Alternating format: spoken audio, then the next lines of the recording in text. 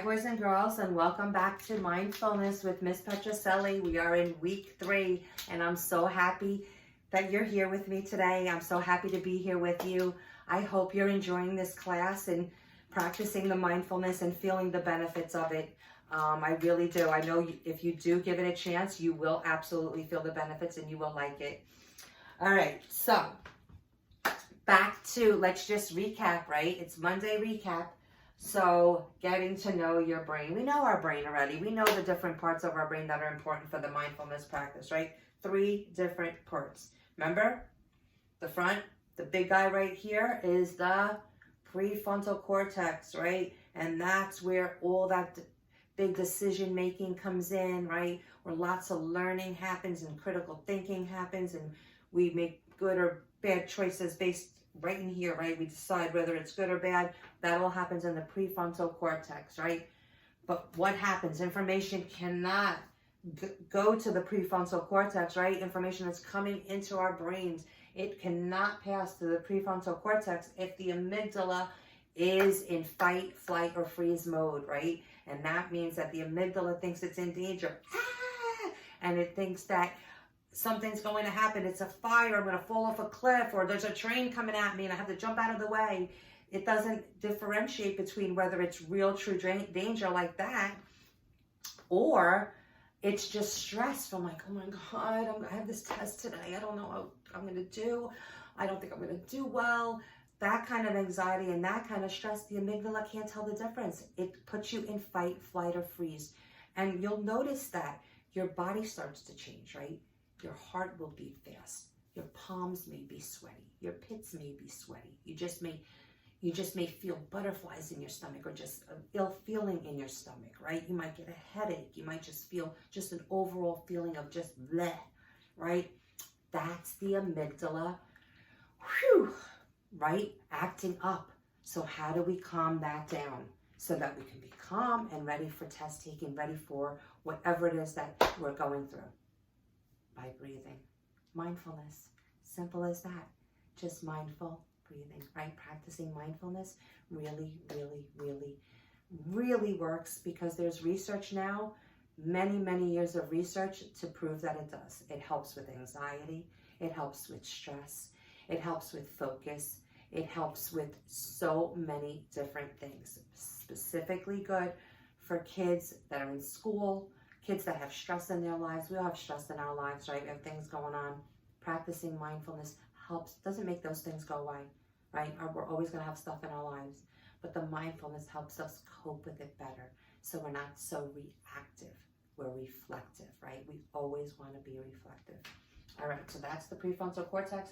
That's the amygdala guard dog. And then we have the hippocampus, that these little guys right here that are kind of connected, right? Around, everything's all connected here. Nothing's going to pass to the hippocampus if the amygdala is all fired up, right? So we got to keep that amygdala calm so we can make a decision, so all those good decisions and all that learning can take place, right? Because if we're in class and we're thinking about, you know, oh, this one just said something to me in the hallway, I'm really annoyed right now, I can't wait till lunch because we need to start blocking that out. We need to start tuning those things out, because they're there, but you need to tune them out and just breathe, right? Bring yourself back to the moment. Bring yourself back to what you're doing, back to your class, and just back to the moment that you're in, okay? Because with the breathing, okay? You want to do that with your deep breathing. In and out, okay? To calm that amygdala so that you feel calm and you're not so anxious about taking that test, or you're not so anxious about seeing that person again in the hallway, okay? We need to learn how to keep control. We are in control of ourselves, right? Mindfulness will teach us that. We are in control of our brains. We're in control of our thoughts. No one else, right? We are. And our thoughts are just our thoughts. It doesn't mean it's reality. It's just the thoughts that are going on in our head, right? So we need to practice the mindfulness so we can get in control of our own thoughts and our own actions. Got it? Okay. So for today, now that we've recapped, today we're going to focus on mindful seeing. Okay, so last week we focused on mindful listening. Remember, I shook the jar with the coins. Some of you guessed them all right, and that was really good guessing. But it was hard. I know sometimes my audio is not the best, and I apologize for that. But so today, and for this week, we're going to try to focus more on mindful seeing, okay? We're going to walk through life this week really observant of the world around us. Can we try to do that for this week? We're going to be really observant of the world around us, okay?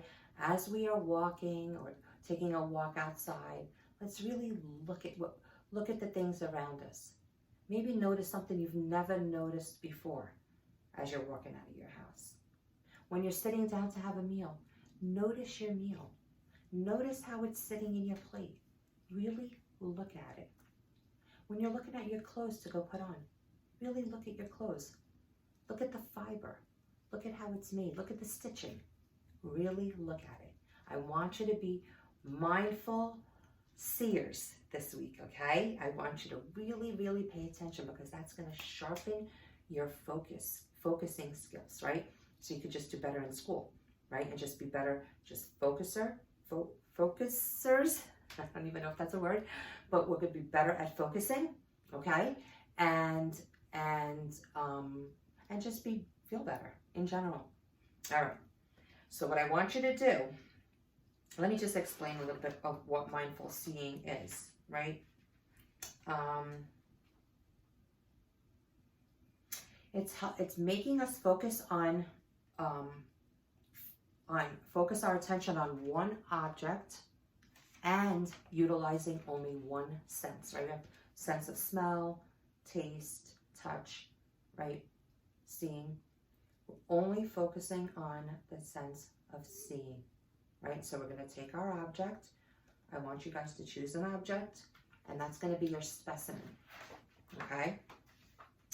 And I want you to take your specimen. I'm going to show you my specimen. I have a shell.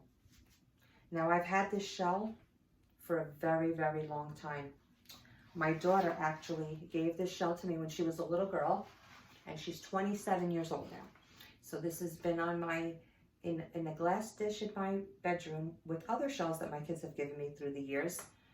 And I've looked at it, you know, here and there, just passing, dusting, but I've never really looked at it, right? So this is going to be my specimen, and I'm going to really observe this specimen, okay? I'm going to look at it, put it in the palm of my hands, and I'm going to look at it from all sides, right? I want you to notice the color of your specimen, the shape, the size, any imperfections or unique details. I want you to make sure you have 1 minute of complete silence. Set your timer for 1 minute of complete silence with your specimen.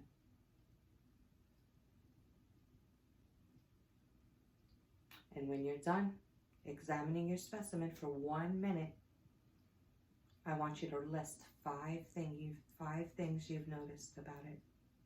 So that if you were to put this specimen in a box or in a group of other specimens that look just like this, you would be able to pick yours out because you've looked at it so critically in such detail that you can pick yours out.